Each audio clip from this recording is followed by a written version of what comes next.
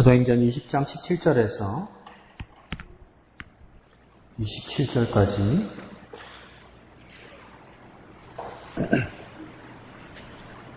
말씀을 배우고 우리가 먼저 각자의 기도로 성령께서 깨닫게 하여 주시고 또 주님의 기쁘신 부분을 깨달을 수 있도록 주님 도와주시옵소서. 우리가 다 같이 각자 간절하게 주님 앞에 기도하겠습니다. 거룩하신 아버지 하나님, 은혜를 감사합니다. 주님, 우리에게 주신 말씀 성령으로 깨닫게 하여 주옵소서. 하나님의 기쁘신 마음을 깨달을 수 있도록 주님 도와주옵소서. 하나님의 크신 뜻, 놀라우신 뜻, 그 역사가 우리 마음 가운데 깊이 박힌 돌같이 역사하여 주시옵소서.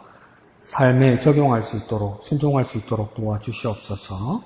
예수님 이름으로 기도합니다. 아멘. 자, 세 단락으로 나눠져 있네요. 오늘은 첫 번째 단락은 바울의 에베소 사역 회고, 두 번째는요 바울의 각오, 세 번째는요 최선을 다한 바울. 보입니까? 어딘지 알아요? 작은 제목들 보이죠? 그래서 바울이 이렇게 하는 것은 보면 뭐냐면 에베소 사람들에 대한 특별한 애정이 있었던 것 같습니다. 그런데 에베소 교회에서 이 일을 하는 건 아니죠. 어떻습니까? 밀레도 항구에 에베소 장로들만 따로 불러 모읍니다. 그러면서 에베소 교회를 위해서 바울이 지금 이야기하는 거죠. 그래서 에베소 교회의 사역을 회고하는 겁니다. 그런데 토요일입니까? 금요일을 보면 에베소 교회에서 바울이 3년 동안 사역을 했어요. 30년 안 해보면 3년. 근데 제일 오래 한 겁니다. 제일. 그러니까 바울이라는 사람분이 어떤 사역자의, 목회자의 모습을 보면, 전체를 보면 정말 위대한 거지만 여러분 얼마나 고달팠겠습니까? 어디서 담임을 해서 이렇게 눌러앉아서 대우받으면서 지내본 적이 없는 거예요. 그러니까 자기가 스스로 떠난 적도 있지만 자꾸 쫓겨다니는 거죠. 근데 쫓겨다니는 흔적의 자리에 뭐가 남아있습니까? 교회들이 계속 남아있고, 바울은 여전히 그 교회를 사랑하기 때문에 그게 다른 사역자들을 다 세워 놓는 거예요. 정말 훌륭하죠. 우리 같으면 어떻게 했습니까? 교회 떠나면 어디 니약간 하나 사갖고 꼴박지나 죽고 먹고 살아야 이런 걱정하는 사람들이란 말이에요. 우리는. 근데 바울은 어떻게 합니까? 어디 떠나고 어느 자리에도 옵니까? 말씀하고 교회를 세우고 떠난 자리에도 사역자를 세우고, 그래서 급하게 자기가 지금 예루살렘으로 가야 된다는 생각 때문에 에베소를 그냥 지나가 버렸어요. 그런데 뭡니까? 밀레도라는 그 항구에서, 여기 우리로 따지면 뭡니까? 속천항 앞에서 거제도로 가려고 속천항 배 앞에서 뭡니까? 에베소 장로들만 따로 부르는 거예요. 그러면서 에베소 교회에게 이 말을 해주는 거죠. 근데 좋은 말이 안 나와요. 슬픈 이야기가 나와요. 어떤 이야기인지 한번 들어봅시다. 먼저 첫 번째 단락 17절에서 22절 한번 읽어볼까요? 천천히요. 줄을 치면서요. 다 같이 읽겠습니다. 시작. 바울이 밀레도에서 사람을 에베소로 보내어 교회 장로들을 청하니 오매 그들에게 말하되 아시아에 들어온 첫날부터 지금까지 내가 항상 여러분 가운데서 어떻게 행하였는지를 여러분도 아는 바니 곧 모든 겸손과 눈물이며 유대인의 관계로 말미암아 당한 시험을 참고 주를 섬긴 것과 유익한 것은 무엇이든지 공중 앞에서나 각 집에서나 거리낌이 없이 여러분에게 전하여 가르치고 유대인과 헬라인들에게 하나님께 대한 회개와 우리 주 예수 그리스도께 대한 믿음을 증언한 것이라. 아멘. 그러니까 밀레도라는 항구에서 에베소 교회 장로들, 그러니까 지금 그 당시에는 장로라고 말을 쓰지만 하니까 사역자들, 그럼 여기는 전도사도 포함될 거고 목사도 포함될 겁니다. 모든 행정과 예배 사역자들 전체들을 다 불러 모은 겁니다. 지도자들. 그러면 나는 여기 부르면 목양교회 장로 부르면 나는 안 가도 되겠네. 나는 아무것도 아니고 나는 집사관이요. 목양교회 터질 때가 올해 출석한 사람, 우리 주임님까지도 다 뭡니까? 와야 돼. 그러니까 목양교회에서 구경하고 먹고 놀 인간들은 안 나오면 돼. 안 와도 돼. 그런데 목양교회에서 사역하고, 목양교회에서 헌신하고, 목양교회에서 영과 진리로 진정으로 예배하고, 어떤 작은 부분이라도 헌신하고, 목양교회에서 일하고 예배할 사람들은 여기 모인 겁니다. 그래서 이걸 대표로 장로라고 쓴 겁니다.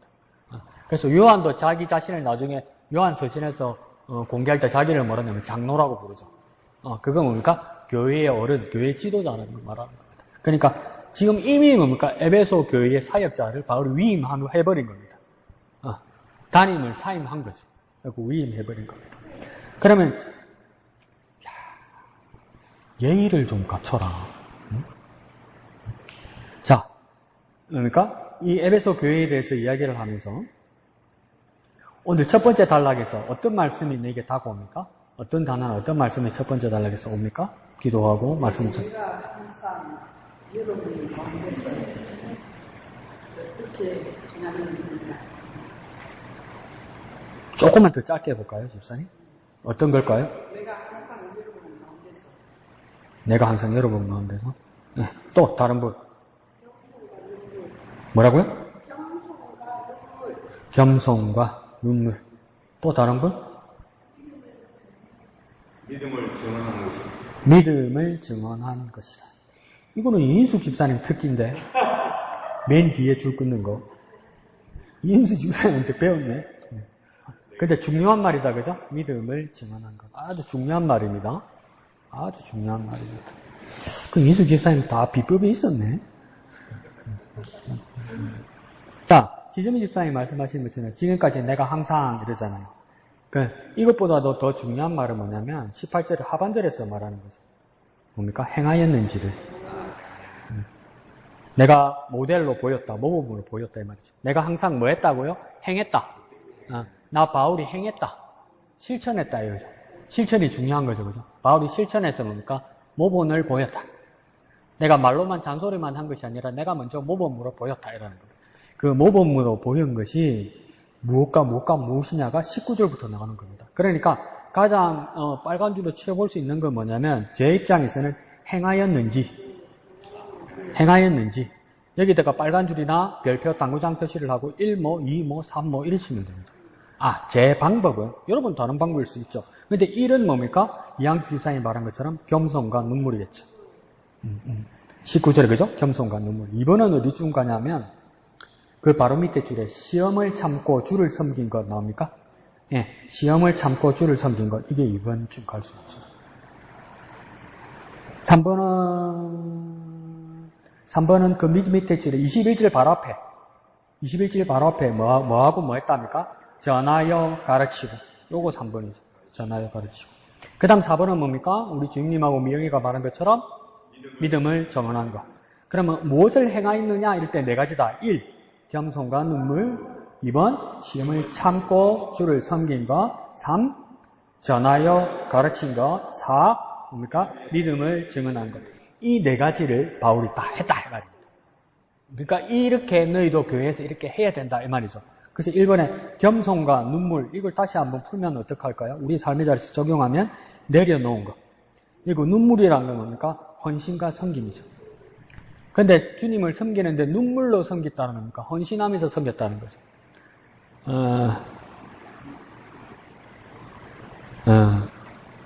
그게 왜 그런 일이 있을까? 이런 생각했는데 내가 뒤에서 가만히 보면 그럴 수 있겠다 이런 생각이 들었어요. 뭐냐면 큰 교회일수록 피아노가 여기 있는데 피아노를 이쪽으로 옮기는데 반대쪽으로 옮기는데 몇 년 걸린다고 그랬죠.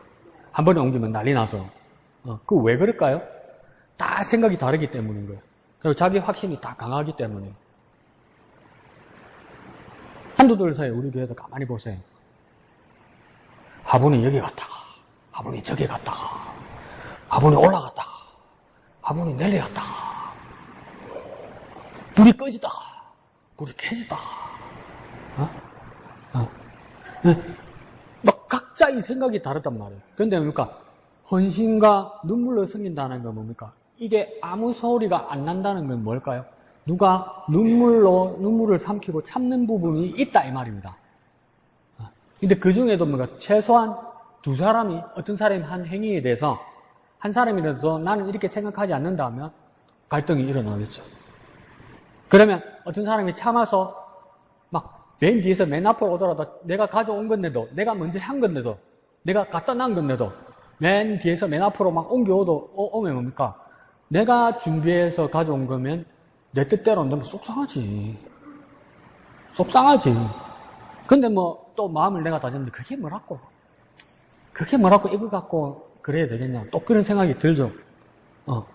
근데 그거는 뭐냐면 우리 삶으로 큐티로 적용해보면 뭐냐면 이거 눈물이죠. 목사님, 근데 그거 갖고 안 울었는데요. 울지는 않았는데 쏙이 터지지, 어떨 때는. 그러니까 큰 교회고 사람이 많은 교회일수록 보니까 피아노 몇 미터 옮기는데 몇 년 걸리잖아. 의견이 많거든. 근데 충분히 그럴 수 있을 것 같아요. 지금 내 생각하니까. 여기서도 보세요. 각자의 어떤 위치에 대한 각자의 생각들이 있잖아요. 그런데도 뭡니까? 잘 넘어가는 이유는 뭡니까? 누군가 말하지 않고 참고 있다는 거죠. 그게 뭡니까? 겸손과 눈물입니다. 충분히 그럴 수 있겠다. 근데 바울도 가장 큰 최고위의 지도자로서 참았다는 겁니다. 그러니까 정말 훌륭한 거죠. 그러니까 담임 목사가 그냥 명령하고 그냥 지정하면 되잖아요. 그 밑에 사람들은 순종하면 되는 거잖아요. 근데 바울도 어디에 무엇을 했으면 좋겠다 싶은데 뭡니까? 들 때는 꽉 참았다는 거예요. 꽉 참았다는 거예요. 그러니까 우리도 성령의 9가지 열매에서 그냥 참으면 안 되고 오래 참아야 된다. 오래 참아야 된다. 잠시 참으면 만국 헛것이 되는 거죠. 그런 면에서 겸손과 눈물 아주 훌륭한 겁니다. 그 다음 뭡니까? 시험을 참고 주를 섬겼다 그러죠. 이것도 비슷한 말 같죠, 그죠? 시험을 참는다. 일단 참는 건 뭡니까? 우리 또 다른 말로 바꾸면 인내했다 이거죠. 인내. 포기하지 않았다는 거죠. 절망하지 않았다는 거죠. 그 다음 뭡니까? 주님을 섬긴 거다. 이렇게 하죠. 주님을 섬긴 거.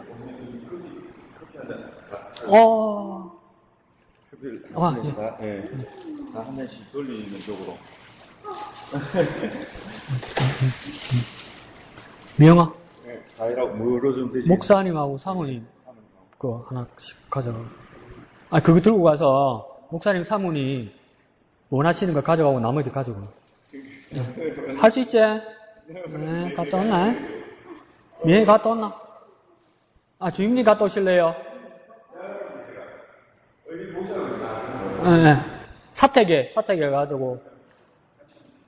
하나만 가져가면 되잖아요. 그죠? 네. 그럼 다 가져갔다 오세요. 예? 주임님. 저분이 아니고 주임님이지. 저분이지. 자, 봅시다. 다른 이야기 하지 말고. 자, 이거 봐야지, 이거. 그래, 이거 봅시다. 삼행시는 지금 무슨 삼행시 같은 소리 하듯이. 자, 봅시다.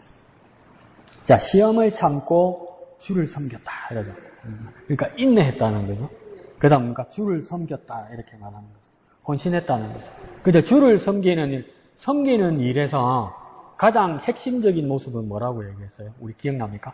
섬긴다고 할 때, 주님을 섬긴다고 그럴 때 가장 구체적인 모습이 뭐라고 했습니까? 기억 안 나요? 썰브라고 했죠. 그건 뭡니까? 예배죠, 예배. 예배 중심이에요, 예배 중심. 섬기는 모습에, 주님을 섬기는 모습이잖아요. 그죠? 주님을 섬기는 모습의 가장 기본은 뭡니까? 예배입니다, 예배.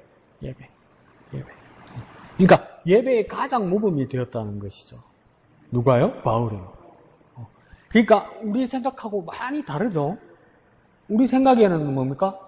높은 위치에 있고, 교회 일을 많이 하는 사람일수록 해야 될 일이 많아지니까 뭐가 됩니까? 예배가 소홀해지죠. 근데 바울은 뭐라고 얘기합니까?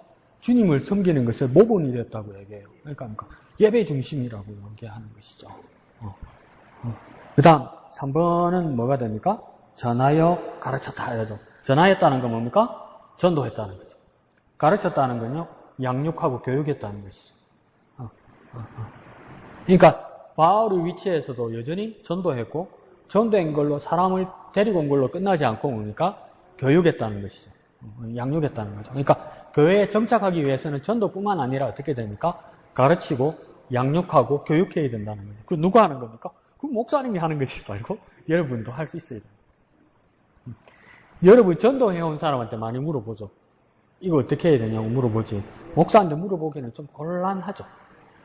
그러니까 여러분이 기본적으로 가르칠 수 있는 소양이 있어야 됩니다. 자, 그 다음 네 번째는 뭐가 됩니까? 믿음을 증언한 것이다. 예. 나눠주실까요? 남는 거 제가 먹게. 주님 직접 원하시는 거 예, 직접 가져. 예. 아니, 요 주스도 있으니까 집사님 주스 커피 안 드시죠? 주스 드시죠? 이인숙 집사님 주스 하나 꺼내드리세요. 딸기 드릴까요? 이인숙 집사 딸기 드릴까? 딸기 마실 수 있겠죠?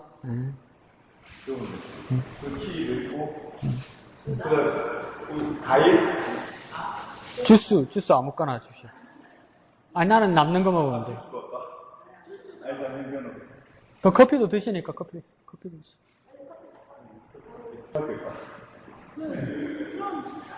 스트롱이다, 스트롱. 꽉 눌러. 꼭 끼고. 그렇지. 예, 감사합니다. 꼭 눌려야 돼.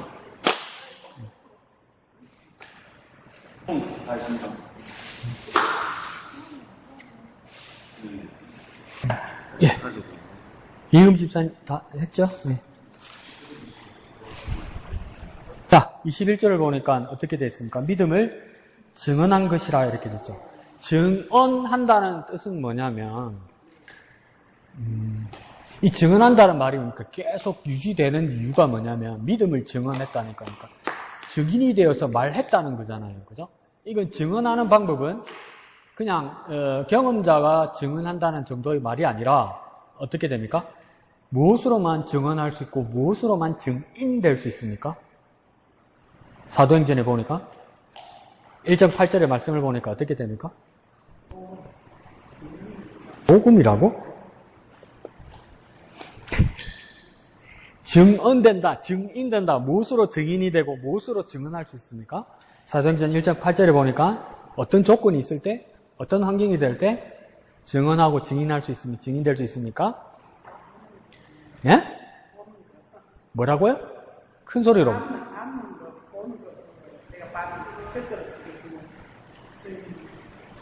나 평생 목양교에서 먹고 살겠다.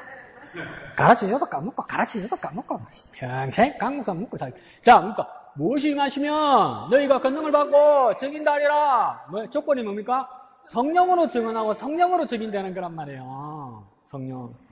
그러니까 지금 바울이 뭡니까? 평생의 모든 일들을 뭡니까? 성령으로 했단 말이에요. 성령으로.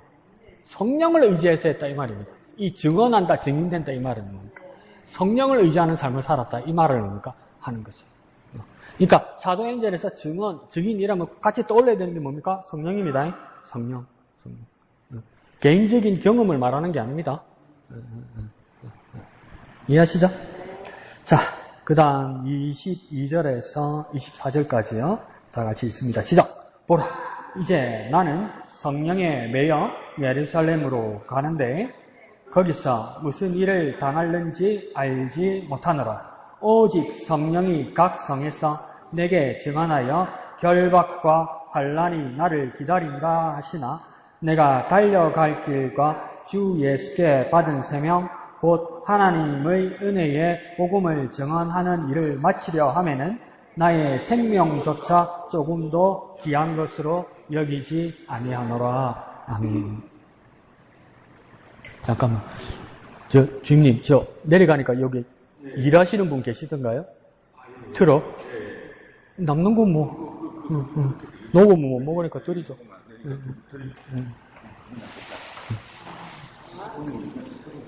그냥 드시는, 잘 마시고 좋은 말 할 때 조용히 일하라고 그러세요.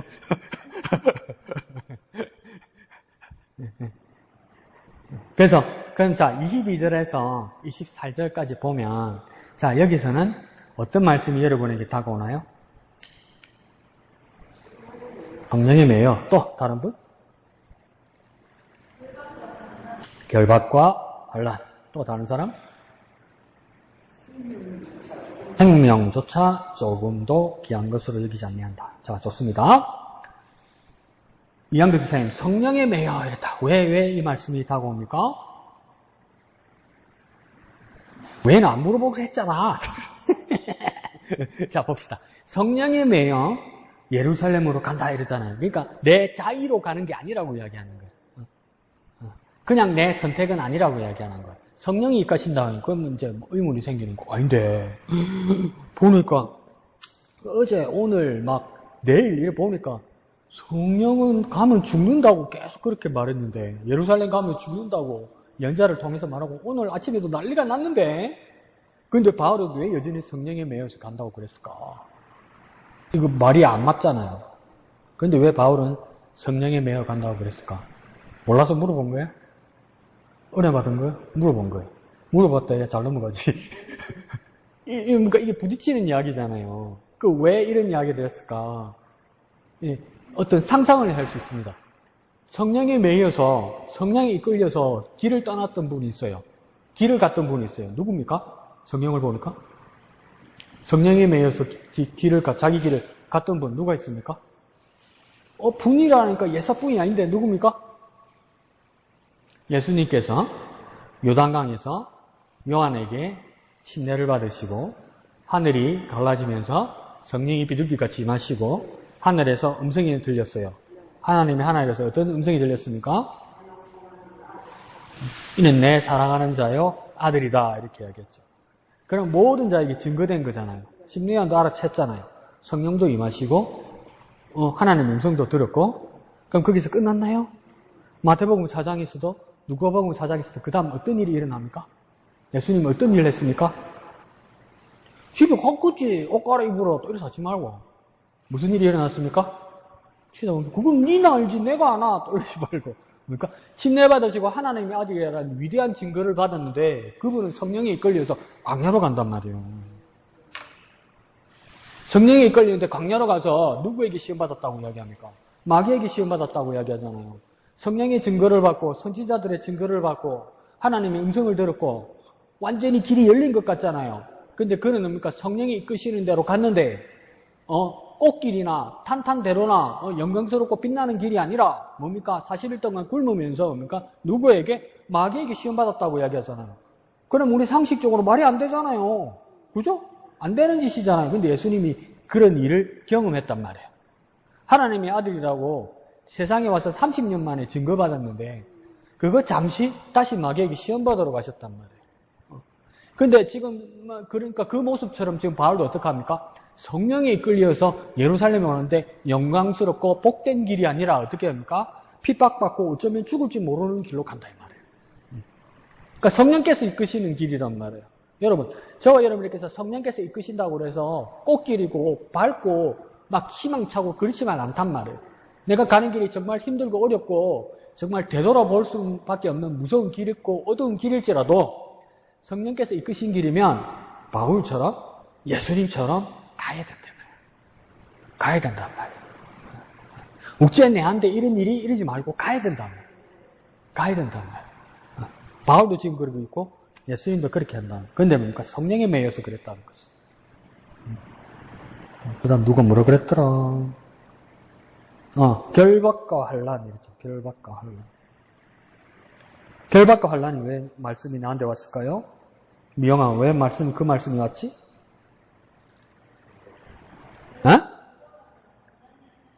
그래, 왜 결박과 환란이 나한테 그 말씀이 왔지?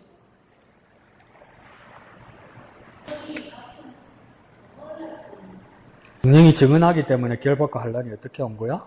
그냥 온 거야? 한가운데 있어서? 좋습니다. 결박과 환란. 그러니까 정확하게 알고 있어요, 바울이. 성령에 매여서 이끌려서 예루살렘으로 가는데 그곳에는 결박과 환란이 남아있다.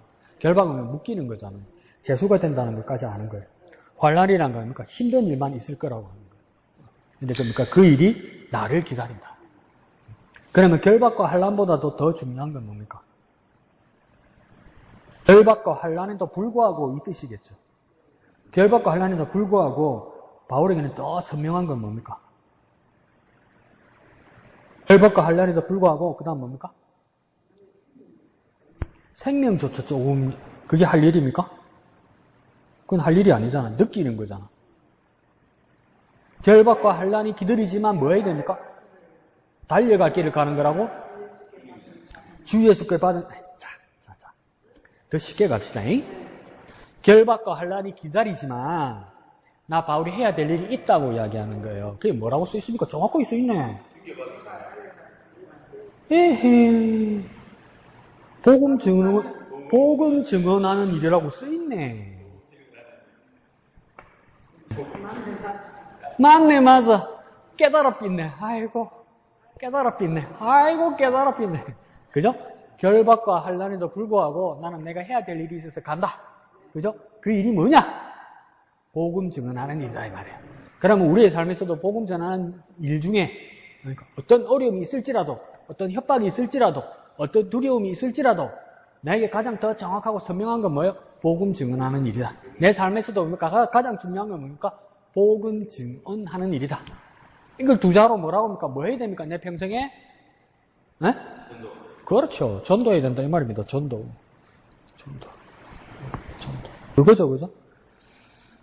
그 다음, 지점이 집사님 그랬죠, 그죠? 나의 생명조차 조금도 귀한 것으로 여기지 않는다. 세상에 생명보다 귀한 게 있어요? 내 생명보다 귀한 건 뭡니까, 여러분에게?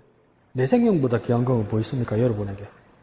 내 생명, 내 목숨보다 더 귀한 건 뭐 있습니까? 에? 진짜? 부모님 위해서 그럼 대신 죽어줄 수 있어? 그건 아니지. 엄마가 날 위해 죽어줄 수 있어. 나는 엄마를 위해 죽어줄 수는 없지. 그럼 아니잖아. 에? 뭐라고? 그래, 그럼 내 생명보다 엄마가 안 귀하지. 네. 엄마가 억수로 귀하긴 귀한데 내 생명보다 귀하진 않네. 맞지? 네, 그럼 아니야. 또 내 생명보다 귀한 건 뭐 있습니까? 사랑. 네, 사랑. 누굴 그렇게 사랑합니까? 죽음을 초월한 사랑. 첫사랑? 고등학교 때? 중학교 때? 집사랑. 이거 녹음해가지고 보내줘야 돼. 녹음해가지고 사모님한테 보내줘야 돼. 자, 내 생명보다 귀한 건 또 뭐 있습니까? 자존심이죠, 자존심. 그죠? 자존심. 내 자부심, 내 자존심. 이때까지 내 60평생, 70평생 살아온 삶에 대해서 부정하면 참을 수 없죠. 누가 모함한다면. 내 목숨 바쳐서 신원하고 싶죠. 그런 일들이 일본 사람들이 그 사무라이 정신이잖아요. 그죠? 그래서 그 할복 같은 거하고 그런 거 하잖아요. 지나치긴 하지만. 내 또 목숨보다 중요한 건 뭐 있습니까? 자식 위해서는 죽어줄 부모들이 많다 하더라. 근데 죽는다고 자식이 살지는 않더라. 그죠? 그게 안타까운 거죠. 또 있죠. 돈. 그죠? 돈 때문에 죽고 돈 때문에 살잖아요. 그 이술과 심순의 그거잖아요. 돈에 울고 돈에 죽고 그게 이술과 심순의 그게 그 대사잖아요. 수일씨 놓아라. 김중배의 다이아몬드 반지가 그렇게 좋았더냐 이러잖아요. 돈이잖아요. 돈. 사랑보다 더 크다고. 여러분 저거 거기 끄떡끄떡 하잖아요. 그 바울은 생명보다 귀한 게 뭐였습니까? 바울은 복음이었어요. 복음. 그러면 바울은 왜 자기 생명보다 더 복음이 귀했을까요? 자기 생명, 그러니까 내 목숨, 내 호흡, 내 지금 살고 있는 이 삶보다도 복음이란 게 있는데 이 복음이 내 목숨, 내 생명보다 귀하다는 거예요. 왜 그렇게 이야기했을까요? 네? 그게 왜 제일 우선순위죠? 내 목숨보다도 왜 복음이 우선순위죠? 사명이라고? 또 주님에 대한 사랑? 주님의 사랑 때문에? 또 이수 집사님 난데없이 삼행시는 뭔데? 한번 해봐. 아이고 참 뭐라고 하면 오늘 또 서러워서 어째 살겠노? 한번 해봐요. 삼행시 뭐예요? 써왔어요? 에? 그 삼행시 했다며? 삼행시 준비해왔다며? 금방 한번 해봐. 뭔데? 해봐 빨리. 뭐라고?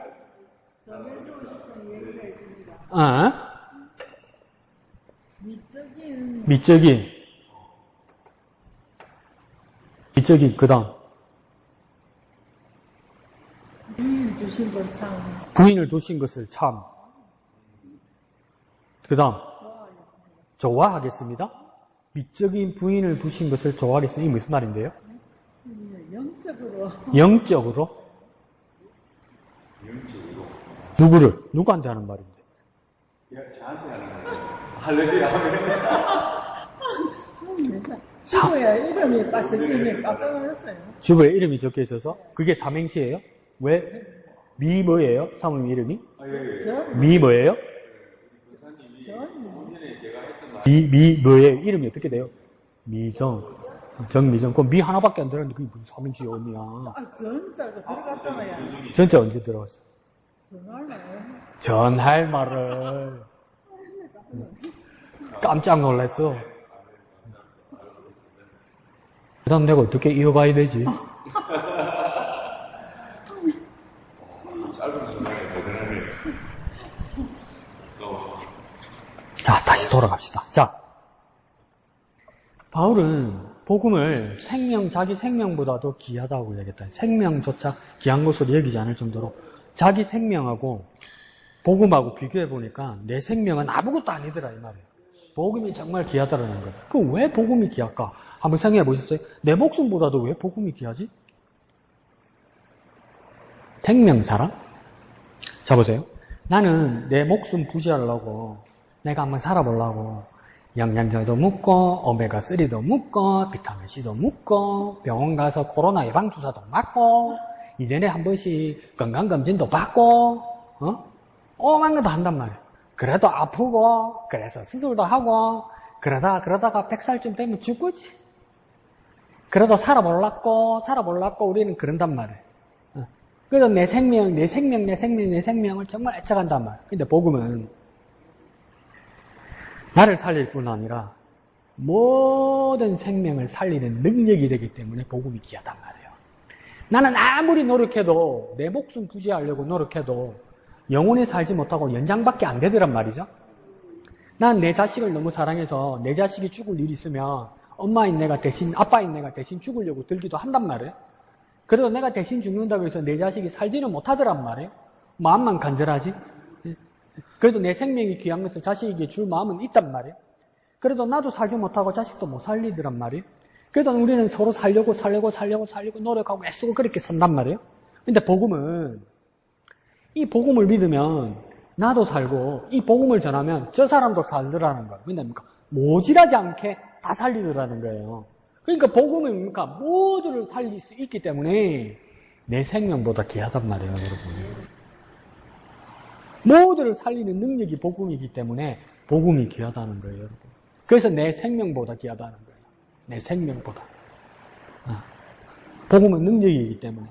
생명을 살리는 능력이기 때문에. 나뿐만 아니라 모든 사는 사람을 살리는 능력이기 때문에. 그러니까 바울이 이 복음을 위해서 죽어도 바울은 어떤 확신을 가지고 있습니까? 다시 산다. 이 확신이 있는 거예요.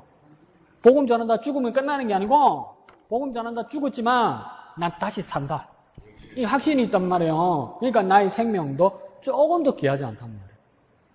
이걸 깨달아야 자기 목숨을 던질 수 있죠. 그렇지 않으면 던질 수 없죠. 복음을 위해서. 자기 목숨을. 심각해지네. 자, 25절부터요. 마지막까지. 시작. 보라. 내가 여러분 중에 왕래하며 하나님 나라를 전파하였으나 이제는 여러분이 다 내 얼굴을 다시 보지 못할 줄 아노라. 그러므로 오늘 여러분에게 증언하거니와 모든 사람의 피에 대하여 내가 깨끗하니 이는 내가 끓이지 않고 하나님의 뜻을 다 여러분에게 전하였음이라. 아멘. 자, 바울도 자기가 예루살렘에 가면 이제 죽을 걸로 이렇게 생각했어요. 다시 살지는 못할 거라고 생각했어요. 그래도 가는 거죠. 이 사람들도 뭡니까? 다 죽을 거라고 생각했어요. 바울은 이제 이별할 거라고 생각했어요. 그래서 막 목을 얻어맞기고 막 울 때는 뭐냐면 성경 원어에는 써놓은 거 보면 그냥 슬퍼서 우는 정도가 아니라 상녀 나갈 때 곡하는 소리처럼 울었다고 이야기해요. 근데도 바울이 끝에서 하는 말은 뭐냐면 뭐라고 합니까? 다 전했다. 27절 맨 끝에 뭡니까? 다 전했다. 아낌없이 다 전했다. 남겨두지 않았다. 다 전했다니까. 다. 그러니까 이게 뭐겠습니까? 죽음 앞에서도 후회 없는 삶이란 말이에요. 후회 없는 삶. 야, 내가 내 인생을 마무리하는데 후회 없는 삶을 산다? 그럴 수 있을까? 뭘 해도 후회가 될걸? 뭐 해도 아쉬울걸, 그죠? 중등부 때 가한데 시집을 갔어야 되는데 자꾸 후회될걸? 그죠? 뭔가 선택을 잘못했어, 사면서. 응? 그때 그 땅을 샀어야 되는데, 사면서 또. 막 여러 가지 후회가 있단 말이에요. 근데 바울은 어떡합니까? 다 전했기 때문에, 남김없이 다 전했기 때문에 뭡니까? 후회 없는 삶. 그럼 우리에게도 후회 없는 삶을 사는 방법은 뭘까요?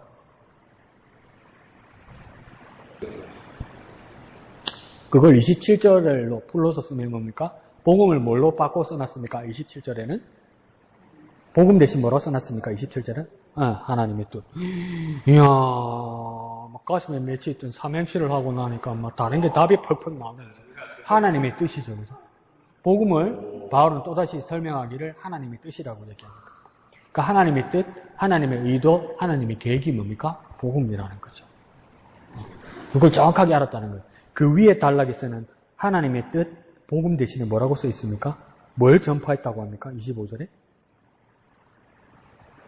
25절에? 25절 맞죠? 그렇지. 하나님의 나라. 하나님의 뜻, 복음, 다 같은 말. 같은 말. 그러니까 우리가 하나님 나라에 간다? 천국 간다는 말도 되고, 하나님 나라가 임하셨다? 이 말은 뭡니까? 하나님의 뜻이 우리 삶 가운데 이루어지고 있을 때 여기가 어떻게 됩니까? 하나님 나라가 되는 거예요. 그러니까 내 삶의 지금 현장에서 하나님의 나라가 이루어져야 되는 거죠. 그러니까 하나님의 뜻이죠. 하나님의 뜻이 어떻게 이루어집니까? 내가 순종해야 이루어지죠. 내가 순종해야, 내가 따라야 이루어지는 게 뭡니까? 하나님의 뜻, 하나님의 나라, 복음의 삶이죠. 그걸 바울이 어떻게 합니까? 다 전했다. 아낀 것도 없고 남긴 것도 없고 후회도 없이 다 전했다. 다 전했다. 훌륭하죠. 그래서 왼쪽 잘목도 보면 생명도 아끼지 않는 사명자라고 되어 있잖아요. 이 사명자는 본문에서는 바울이겠죠. 그죠? 근데 생명도 아끼지 않는다. 이 말은 뭡니까? 생명만큼 생명보다 더 귀한 것을 바울은 안다. 이 말입니다. 내 목숨보다 내 생명보다 더 귀한 걸 한다. 이걸 두 자로요? 두 자로요? 그렇지. 자신 있게. 뭐라고요? 그렇지. 복음이라고. 바람처럼 뽀끔 이러지 말고 복음. 왜 이 복음은요? 다 살려. 죽을라도 살리고 죽었어도 다시 살린다. 그래서 그러니까 나사렛 무덤 앞에서 말하다가 자꾸 뻘 같은 소리 하니까 예수님이 뭐랍니까? 나는 부활이요 생명이니 나를 믿는 자는 죽어도 살겠고 무릇 살아서 믿는 자는 영원히 죽지 않으리라 그랬잖아. 죽어도 살고 살아서 믿는 자는 영원히 죽지 않는 게 뭡니까? 예수도 그 예수의 복음이라고. 그러니까 바울은 그걸 믿는 거야. 그러니까 내 생명 이러도 다시 사는데 뭐. 그게 뭡니까? 그것을 전하는 것이 자신의 일생일대의 사명이라는 거예요. 사명. 이 사명이 뭐냐? 이럴 때 뭡니까? 이 복음을 전하는 거다. 그러니까 이게 복음인데 이렇게 전해주면 죽는 사람이 사는 거야. 나는 뭔가 아샤샤샤샤 받아라 아차차차차차 이게 아니고 그냥 전해주는 거예요. 전해주는. 그래서 이게 전도잖아요. 전하는 거잖아요. 전하는 거지. 내가 막 조제하고 만들고 이런 거 아니란 말이에요. 그때 뭡니까? 모든 사람이 산다. 그러니까 내 사명은 뭡니까? 전하는 거죠. 뭘요? 복음을. 우리 삶에서도 그런 놀라운 삶이 나타나시기를 예수님 이름으로 축복합니다. 자, 교재 볼까요? 138페이지요. 24가죠? 아닌가? 24가 아닌가? 진짜? 138페이지 24가 아니에요? 맞죠? 언니 왜 그래? 깜짝 놀랐잖아.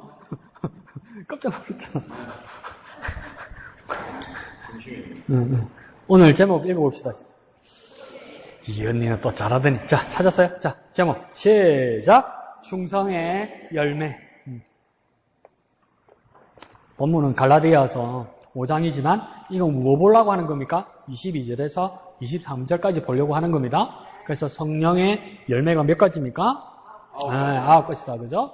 그래서 맨 앞에는 뭐가 있겠습니까? 사랑이 있겠죠. 23절 맨 밑에는 2개가 있어요. 그게 뭡니까? 온유와 절제. 그 다음 뭡니까? 다 두자인데 넉 자짜리가 하나 있네. 그게 뭡니까?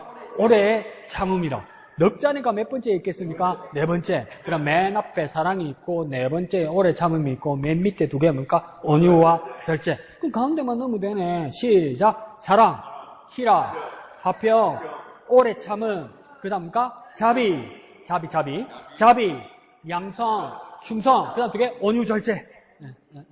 이제 가운데만 이제 잘 내면 되겠네. 그죠? 가운데. 오래 참으면 되면 자비가 가는구나. 하나 더 생각합시다.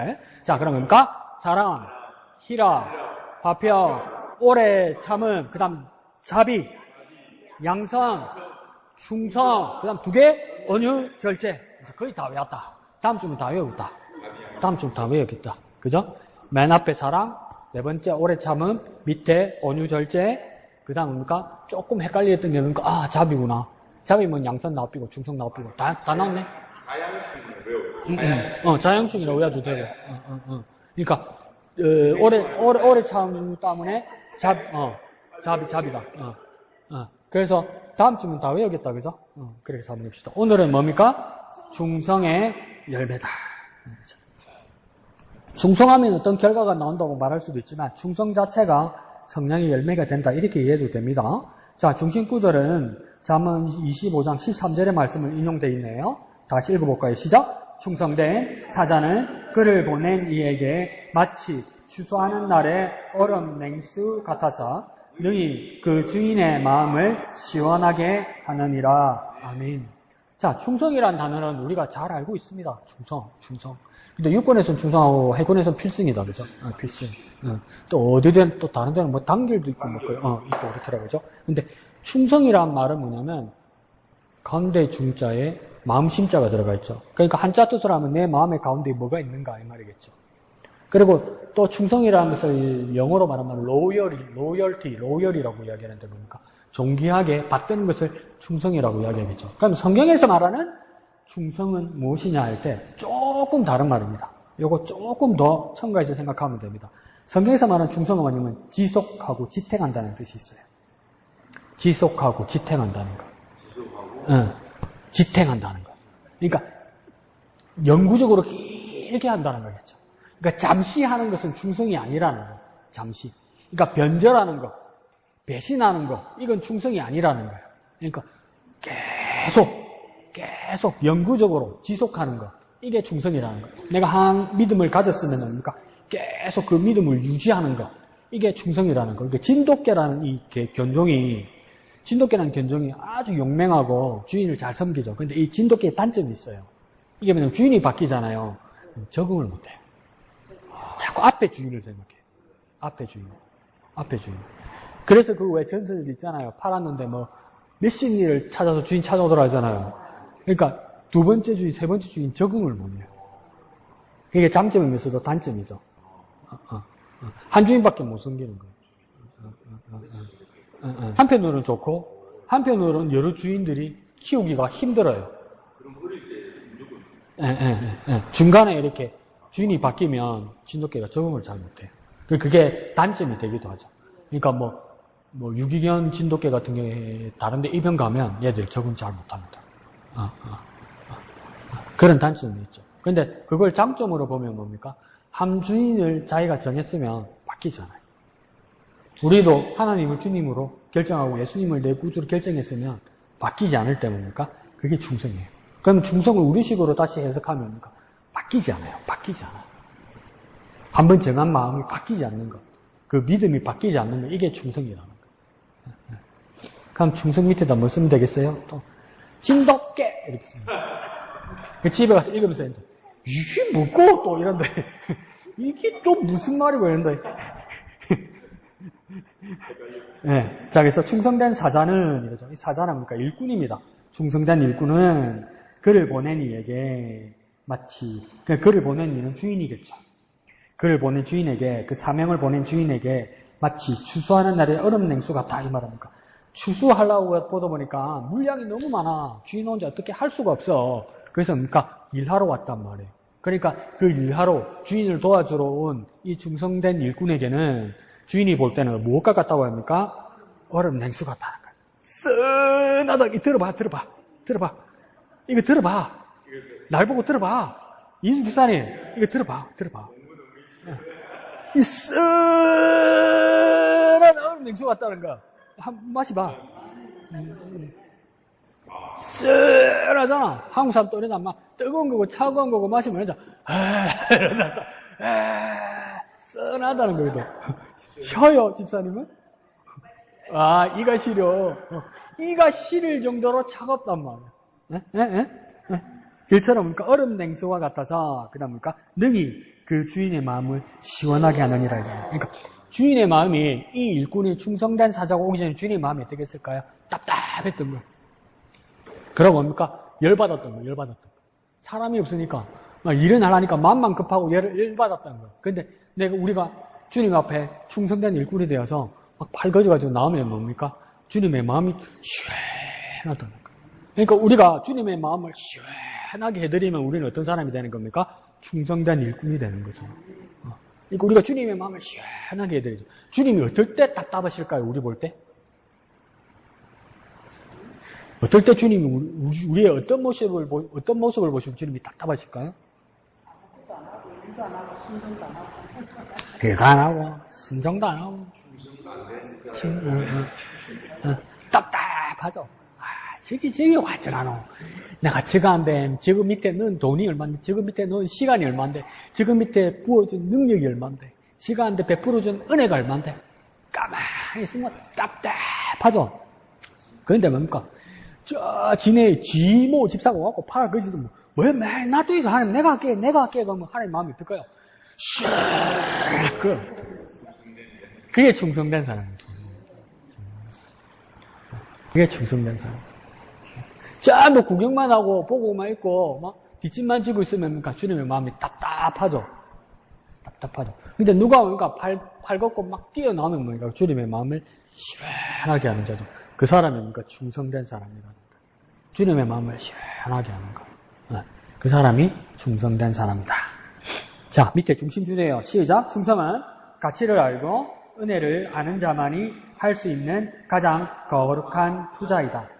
계속 이 말이 반복될 거예요. 가치와 은혜. 가치에 동그라미 치고 은혜에 동그라미 쳐보세요. 충성을 설명하면서 이 책에서는 자꾸 가치와 은혜라는 말을 반복할 거예요. 그러니까 충성된 사람이 되려면 이 가치와 은혜를 아는 자만이 충성된 사람이 될 수 있다. 먼저 알아야 된다. 충성된 사람은 뭡니까? 가치와 은혜를 알아야 된다. 이 가치와 은혜를 알면 뭡니까? 투자한다. 투자라는 말은 뭡니까? 저축하고는 조금 다른 거겠죠. 뭡니까? 약간 리스크가 위험도가 있는 겁니다. 주식 갖고 목사님 주식하면 안 됩니다. 말 안 먹습니다. 그래. 말이 그렇다고. 펀드도 이익을 많이 낼 수도 있지만 마이너스가 될 수도 있죠. 근데 그 가치를 제대로 알아서 투자하면 몇 배로 벌 수 있죠. 비트코인, 목사님 큰일 납니다. 큰일 나죠. 근데 뭡니까? 그 시세를 알았을 때 그 투자하면 이익을 남기죠. 그러니까 그 가치와 은혜를, 그 가치와 선물의 가치를 제대로 알 때 할 수 있는 그게 투자라는 거예요. 그러니까 우리가 주님의 은혜와 가치는 세상 모든 사람들이 다 알 수는 없다. 근데 내가 주님의 크신 은혜로 그 가치와 은혜를 알게 되면 나는 뭡니까? 투자하게 된다. 그래서 그 비유를 예수님께서는 뭐라고 했습니까? 천국은 마치 밭에 감추인 보화와 같아서 누가 이 밭에 감추인 보화를 발견하면 집에 있는 것을 모든 것을 팔아서 이 밭을 사느니라 이렇게 하겠잖아요. 그럼 왜 그 밭에 곡물을 심어야 될 그 밭에 식물이 자랄 그 밭에 왜 보화가 숨겨져 있었을까? 왜 보석이 묻혀 있었을까? 내는 모르지. 모르는데 목사님 재수지요. 근데 또 한 가지 찝찝하지 않습니까? 이 보화가 이 땅 속에 묻혀져 있었으면 이거 내 겁니까? 내 거 아닙니까? 사실은 내 거 아니죠. 근데 꼬ram하게 주인한테 이거 다이아몬드인데 말 안 하고 몰래 땅만 사는 것처럼 사가지고 쏙하갖고 사는 거 아이가? 이러죠. 그러니까 목사님은 또 지난달에 뭐라고 했습니까? 말이 그렇다고 진짜 그러는 게 아니고 비유가 그렇다고 그렇게 이해할 수도 있고요. 그 당시에는 뭡니까? 이런 권리가 이스라엘 사람들에게 있었습니다. 왜냐하면 하도 전쟁이 많았어요. 전쟁에 와서 뺏고 이러는 거야. 그러니까 그 당시에는 뭐 인터넷이 있습니까? 인터넷 뱅킹이 있습니까? 뭐 수표가 있습니까? 카드가 있으면 뭐 있습니까? 다 현물이란 말이에요, 현물.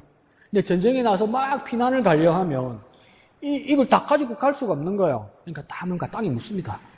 땅에 묻어요. 묻어놓고 그러니까 내 땅이라 표시를 해놓고 가요.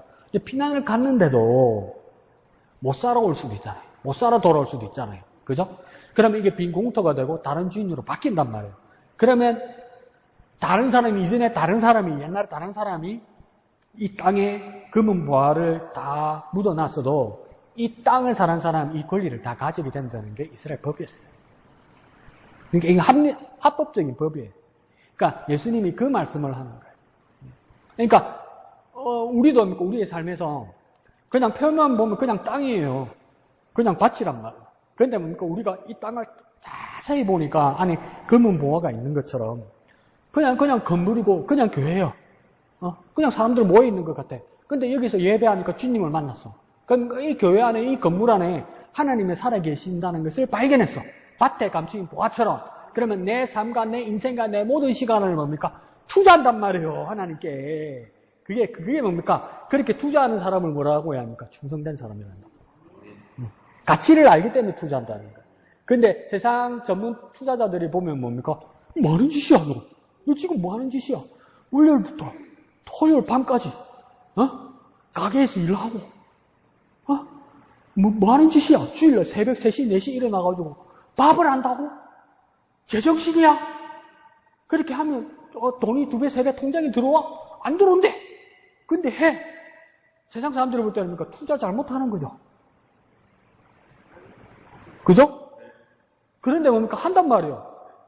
왜 합니까? 그 은혜와 그 가치를 아는 사람만 하는 거예요. 근데 아는 사람이 다는 아니라는 거예요, 세상에. 아는 사람은 따로 있다는 거예요. 그러니까 이렇게 헌신하는 사람, 충성하는 사람은 뭡니까? 이 땅의 표면만 보는 것이 아니고 그 밑에 묻힌 것을 보는 거죠. 우리도 뭡니까? 자꾸 영적이다. 영적인 건 보입니까? 안 보입니까? 안 보이잖아요. 근데 우리 영적인 거라고 이야기하잖아요. 그럼 세상 사람들은 잘 알 수 없는 거라는 거예요. 근데 우리는 뭡니까? 있다고 확신하는 믿음을 가진 사람이란 말이에요. 그걸 뭡니까? 영적인 사람이라고 하잖아요. 그 가치와 은혜를 모두 다 알 수 없어요. 믿음을 가진 사람만 알게 되고 거기에 투자한다는 거예요. 근데 세상 사람들이 바라보면 잘못 투자하는 거란 말이에요. 세상 사람들이 볼 때. 그래도 우리는 뭡니까? 확신하고 본 것을 투자한다. 이 말입니다. 좋죠?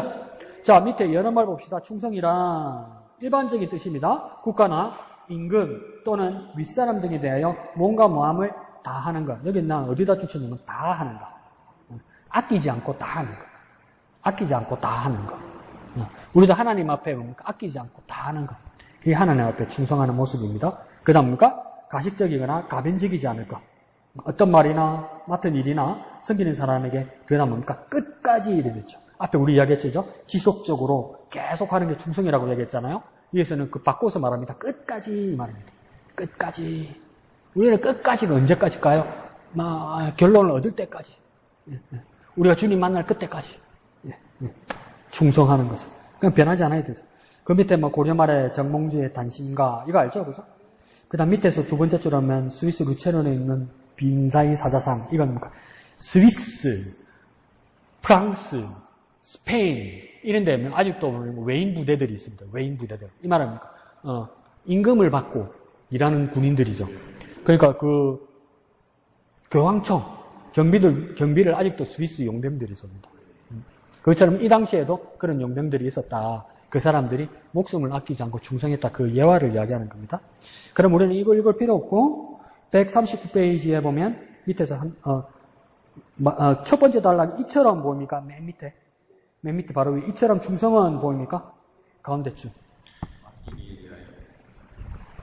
이처럼 충성은 시작. 이처럼 충성은 맡긴 이에 대하여 맡은 일에 대하여 내가 손해보는 한이 있더라도 끝까지 마음을 다하는 것입니다. 그러니까 맡긴 사람에게 대하여 그리고 내가 맡은 일에 대하여 그러니까 무엇을 감수하고 손해를 감수하고 끝까지 마음을 다하는 거예요. 변하지 않고 마음을 다하는 거예요. 마음을 다해야 하니까 뭘 할 수 있다는 거예요. 마음으로 시작하는 거예요. 그쵸? 마음으로 시작하는 거죠. 근데 오늘 내용을 보면 손해보는 한이 있더라도 이렇게 이야기하잖아요. 이근 집사님이나 이양대 집사님이 매주일 점심을 이렇게 준비해 올 때 숫자상으로 손해죠. 뭔 손해 또. 이게 뭡니까? 이 더운 여름에 우리가 시원하게 한번 마음을 풀어보자 이러면서 오연한 주인님이 커피하고 주스를 돌린단 말이에요. 이거 뭡니까? 숫자상으로는 손해죠. 숫자상으로는 마이너스죠. 그죠? 숫자상으로는. 그럼 또 아니다, 못됐게. 나는 맛있는 거 먹으니까 플러스다. 아이고, 얌체야, 씨. 그러니까, 손해보는 한이 있더라도 이거 참 중요한 말입니다. 충성된 자에게. 이거 무슨 말입니까? 계산하지 아니한다. 충성된 사람은 계산하지 아니한다. 근데 이렇게 손해보는 한이 있더라도 계산하지 않고 헌신한다는 것을 다른 사람들이 최소한 교회 안에 있는 지체들은 기억해야 돼요. 그리고 당연하게 생각하면 안 돼요, 여러분. 정말 당연하게 생각하면 안 돼요. 당연하게. 정말 충성된 사람들이구나. 이것을 뭡니까? 느끼고 있어야 돼요. 인정하고 있어야 돼요, 여러분. 그러니까 저에게는 다가올 때니까 손해보는 한이 있더라도 이거 정말 큰 비중 같아요, 저한테. 충성된 사람이란 모습. 계산하지 않는다는 거죠. 그러니까 충성된 사람은 약삭 빠른 사람은 충성할 수 없습니다. 약삭 빠른 사람은 충성할 수 없어요. 양대선, 그 말아 민망하다. 그래, 다음 주 맛있는 거 먹지. 저 약삭 빠른 거 말아, 저거, 씨. 그래야 이금 지사님 다음 주에 또 맛있는 거예요. 저 약삭 빠른 거 봐라 저거. 그러니까 이게 뭡니까? 눈물 겹도록 충성스러운 거예요. 이거 주임님한테도 정말 감사하죠, 그죠? 정말 고마운 겁니다. 네. 자, 밑에 두꺼운 글씨 한번 봅시다. 충성은 뭡니까? 시작. 충성은 가치를 알고 은혜를 아는 자만이 할 수 있는 가장 거룩한 투자입니다. 중심주의하고 같은 말이네요. 그죠? 그래서 가치에다 동그라미 치고 은혜에다 동그라미 치고 맨 밑에 투자에다 동그라미 칩시다. 충성은 뭐냐? 가치와 은혜를 알고 투자하는 것이다. 투자는 무엇입니까? 다른 사람은 잘 알지 못해요. 근데 나만이 그 가치를 발견해서 밭에 감추인 보화를 발견해서 내 그 밭을 사는 사람하고 같다. 그겁니다. 그래서 충성은 그와 같다. 자, 그렇다면 성도는 말할 것도 없습니다. 충성이 신앙의 본질입니다. 뒷장 넘어갈게요. 140페이지요. 성경성의 믿음의 사람들 모두 충성된 사람들이었습니다. 그러니까 성경에 나오는 위대한 사람들 모두 보면 뭡니까? 손해를 감내하면서 일을 했기 때문에 다 충성된 사람이었어요. 손익을 계산하면서 빠지고 들어오고 빠지고 이게 있는 사람은 충성된 사람이 될 수 없는 거예요. 그럼 우리 충성을 뭘로도 바꿀 수 있을까요? 믿음으로 바꿀 수도 있을 것 같아요. 그래서 한번 위기가 왔다는 사람이 있죠. 우리 사도행전을 잘 보니까 기억납니다. 그죠? 계산을 하고 들어갔다 빠졌다 이걸 해서 한번 큰 위험에 있었던 사람이 누굴까요? 마가요한 같아요. 그죠? 1차 전도 여행을 바울과 바나바와 같이 갔다가 밤빌리아 버가 가니까 아이고 못하겠다, 아이고 못하겠다, 아이고 힘들어서 안 되겠다, 아이고 안 되겠어. 오늘만 뭡니까? 딱 큰 게 애 몇 코로 뭡니까? 집에 갈래? 이러잖아. 집에 갈래? 이러니까 삼촌이 바나바는 대답도 못하고 바울은 열받아가 뭡니까? 가프라 씨. 가라. 보낸 거 아니에요. 근데 2차 전도여행 다시 2차 전도여행 또 가려는 거야. 그러니까 바울이 따라오지 마. 이렇게 된 거 아니에요. 따라오지 마. 또 가려고 중간에. 약삭 빠르고 계산하고 이기적이면 충성할 수 없단 말이에요. 내 이익만 생각하면 충성할 수 없던 그 위기가 마가요한에게 왔었던 거예요. 근데 그 기회를 두 번째 기회를 누가 준 겁니까? 바울이 안 주고 바나바가 줬죠. 훌륭하죠. 근데 바나바는 나이가 많았던지 마가요한을 따르고 다니다가 죽은 것 같아요. 일찍. 그러면 이걸 지난주에도 말씀드렸지만 마가요한이 삼촌 바나바도 죽고 이제 없잖아요. 같이 들 사람이. 그걸 전문 용어로 지난주에 뭐라고 그랬습니까? 낙동강오리알이 돼버린 거야. 근데 뭡니까? 하나님의 뜻은 여전히 있어서 누가 그 사람을 비서로 데려갑니까? 베드로. 그래서 비서로 된 거예요. 왜? 외국어를 잘하거든, 마가요한이. 동시 통역사로 쓴 거예요. 헬라어를 잘하니까 동시 통역사로 쓴 거예요. 베드로 맨날 물고기 잡고, 지네 나라 말이나 하지, 미국 가면, 이러고 있는데, 마가 요한이 다 이야기하는 거야. 그러니까, 내 하는 말을, 헬라어로 계속 통역해서 말하라고 이야기하니까, 맨날 복음 전하고, 맨날 예수님 이야기했잖아요. 그러니까, 맨날 그 이야기를 동시 통역했잖아요, 마가 요한이. 그래서, 제자들보다도 먼저 복음서를 씁니다. 그게 마가복음이에요. 지가 예수님 직접 만난 적 별로 없단 말이에요. 근데 예수님의 일생 일대기를 16장에 걸쳐서 제일 먼저 썼단 말이에요. 베드로하고 같이 했다가. 충성된 사람으로 바뀐 거죠. 지금 하나님 뜻은 몰라요, 그죠? 하나님 뜻은 몰라요. 그냥 나한테 배신하면 나는 안 봐. 나는 안 봐. 니는 뭐 충성되다고, 원래 지 잘못은 모르잖아, 인간들이. 지는 잘난 줄 알잖아. 자, 그래서 그 충성된 사람 중에 한 사람이 누구냐면, 여기서는 두 번째 줄에 누가 나옵니까? 누가복음 8장 2절에는 막달라 마리아가 나옵니다. 성경에는 여자 이름에 마리아가 참 많아요. 근데 여러 사람이에요. 그래서 헷갈리기도 해요. 이 막달라 마리아가 나사로의 누이인지, 딴 사람 누이인지도 몰라요. 근데 왜 여러 마리아 중에서도 막달라 마리아라고 이야기했냐면 동상간 사람 나죠. 왜 막달라 마리아입니까? 막달라 마리아! 막달라 마리아! 이러면 뭡니까? 아낌없이 주는 사람이 어떤 사람입니까? 막달라 마리아죠. 그건 뭡니까? 대도 안 하는 소리죠. 자, 근데 왜 막달라 마리아라고 썼냐면 막달라라는 동네에 마리아라는 여자다 이 말입니다. 그 당시에 막달라라는 동네가 있었다 이 말입니다. 그러니까 막달라 떼기, 진해 떼기, 여자동 떼기, 석동 떼기 이런 것처럼 전주 떼기 마리아 이런 말이에요. 여자동 떼기 마리아 이런 뜻이에요. 속천 떼기 마리아 이런 뜻이에요. 그래서 막달라 동네에 마리아라는 여자가 있었다 이 말이죠. 그 여자의 성장 배경이 어떻다고 이야기합니까? 밑에 줄에 특히 막달라는 갈릴리 호수 근처에 있던 마을이고 그 밑에 줄에요 생선절입 공장이 있었기 때문에 그 밑에 줄에요 비린내 나는 환경에서 돈을 모았을 것이다. 그러니까 여자들이 입장이니까 직접 배를 타는 것도 아니고 고기를 잡는 것도 아니고 허드렛 일을 하면서 돈을 모았으니까 형편이 넉넉하지 못했겠죠. 근데 그 당시에 여자들의 꿈은 뭡니까? 잘 살 수 있는 마지막 희망은 뭡니까? 뭐 하는 겁니까? 시집 잘 가는 것밖에 없단 말이야. 시집 잘 가서 남편 잘 만나서 팔자 고치는 것 말고는 그 당시에는 방법이 없단 말이에요. 그 당시에는. 지금 말하면 큰일 날 소리죠. 그 당시에는. 그러니까 시집 잘 가려니까 그 당시에는 이 사람들은 뭘 준비했냐면 향유, 여자 화장품, 여자 향품, 향수 이 큰 병에 있는 이 한 병을 잘 가지고 있어야 이게 자기의 결혼할 수 있는 최후의 조건이었단 말이에요. 근데 이게 너무 비싼 거야. 1년 연봉이 넘어가는 거야. 1년 연봉이 넘어가는 거야. 여자들 연봉이. 그러면 이근희 선생님 가서 참 이해 안 가네. 우리 집에 한 병에 10,000원인데 참 이해 안 가네. 인간들 진짜 답답하네. 와, 그러는 내한테 잘하면 난 샘플도 준다. 참 이 인간들 이해 안 가네. 그걸 1년치 모아놔. 그 당시에는 그랬다고. 근데 이걸 뭡니까? 예수님께 써버리죠.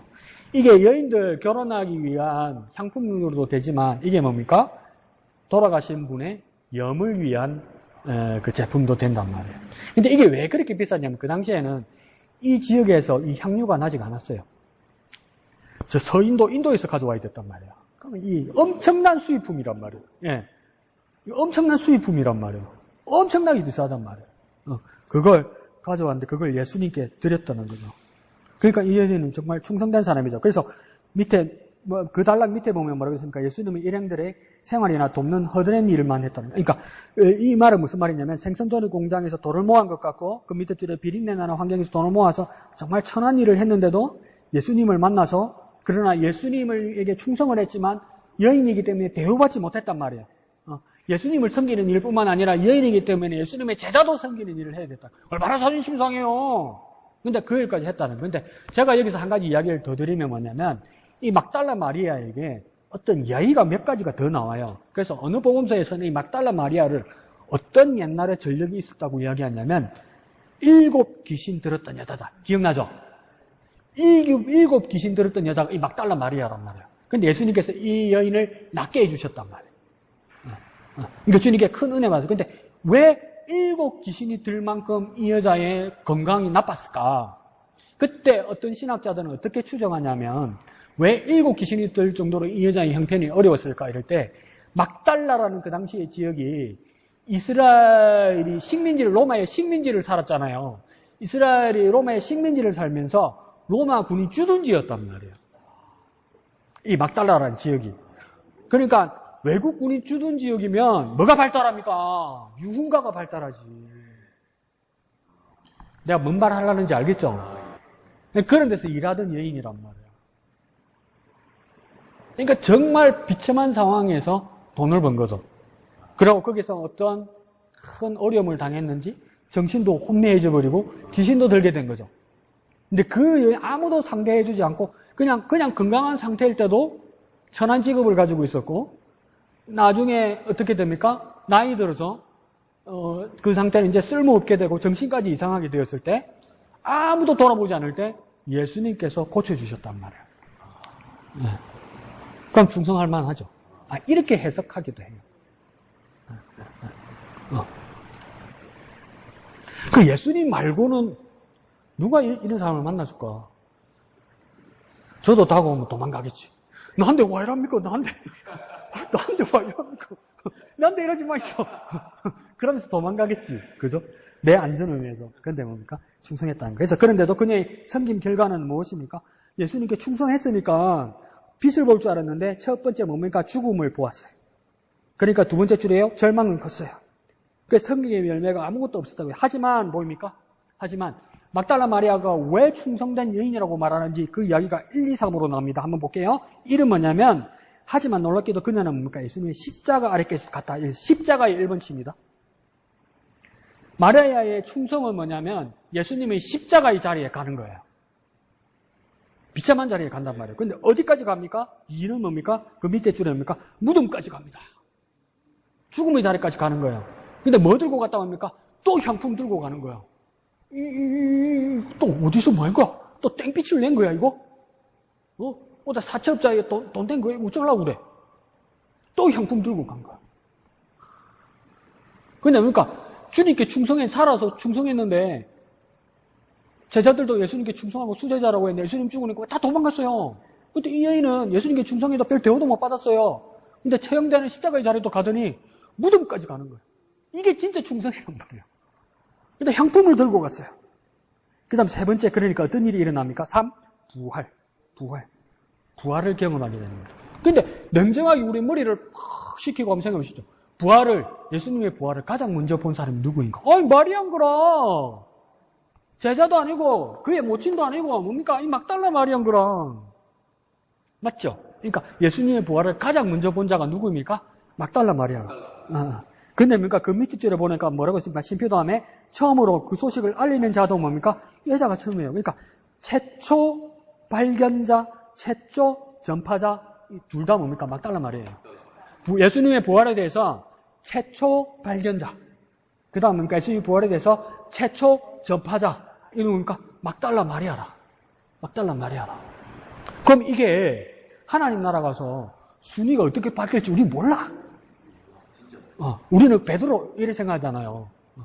그 천주교에는 연옥이 있잖아요. 연옥이 있다고 믿잖아요. 그래서 천국과 지옥 중간에. 그래서 애매하게 믿은 사람, 예수 믿는 게 애매한 사람, 천국에 넣기는 못됐고 지옥에 넣기는 아깝고 이거니까 연옥에다 넣어놓고 뭡니까? 한번 달갖고 한 바퀴 돌리고 나서 괜찮아지면 천국에 올려준다 이거잖아요. 그 연옥이 있다고 믿어요. 연옥이. 그러니까 어떤 사람이 천주교에서 어떤 이야기를 하냐면 이 사람이 열심히 자기는 예수 믿었다고 생각하는데 죽었다가 눈을 빡 뜨니까 연옥인 거라. 얼마나 미치겠어. 천국도 못 가고. 근데 바로 밑에는 막 지옥이 보이고 천국은 보이는데 안 가지고 미칠 거 아니야. 그래서 울면서 떡 치다 보니까 어디 안면에 있는 사람이 보여. 또 자기 이렇게 신부님이 그 있는 거야. 신부님이 왜 여기 계세요? 이런 거. 그러니까 놀라면서도 한편으로는 꼬신기로 내만 간 거 아니네. 그래서 신부님이 왜 여기 계세요? 그러니까 신부님이 뭐라는지 아세요? 저기 주기님 계시다.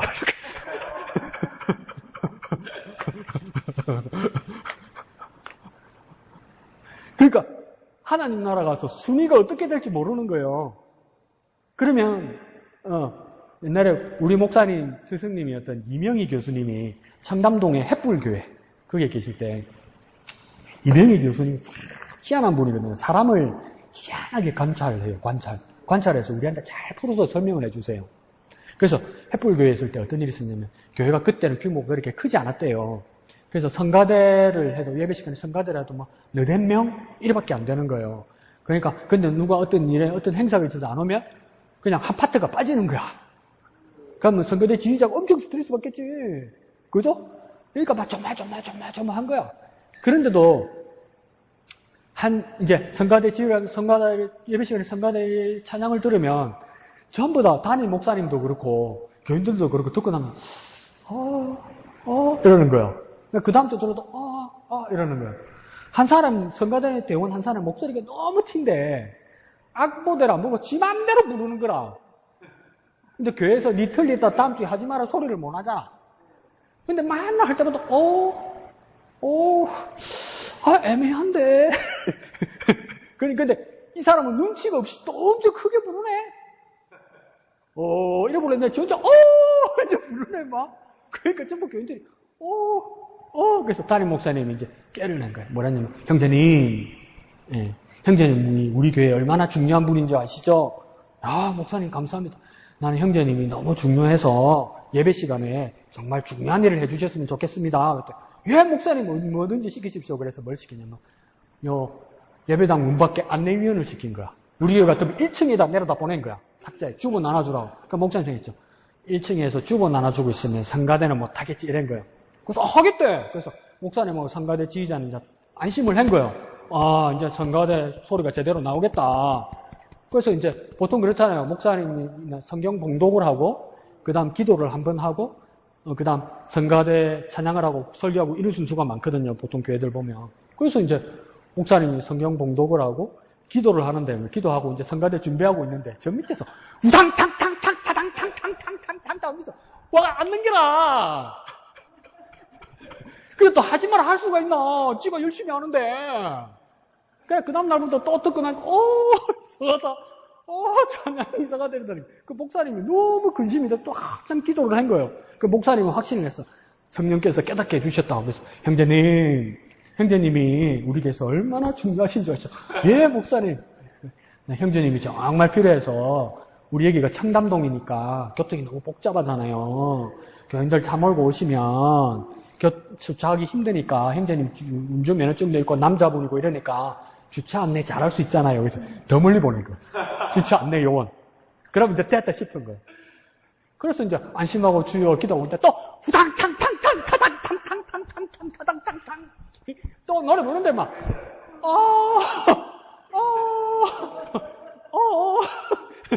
이렇게 된 거예요. 근데 뭡니까? 정말 복음 같은 소식이 몇 달 있다가 들린 거예요. 이 형제님이 회사에서 지방으로 발령이 난 거예요. 그래서 이제 저 지방으로 가셔야 되는 거예요. 교회로. 가셔야 돼요. 그래서 근데 사람의 마음은 참 못됐죠. 간사하죠. 찬양을 제대로 들을 수 있겠다. 사람이 빠졌어요. 우리 마음이 그렇게 들어요. 그 이명희 교수님이 우리한테 고백하면서 회개하면서 말씀해 주신 거예요. 사람 마음이 참 못됐더라. 음악에 맞게 악보에 맞게 그거 한번 들으려고 사람이 빠지는 게 다행이라고 생각하면 참 내 마음이 못됐더라. 그 이야기하려고.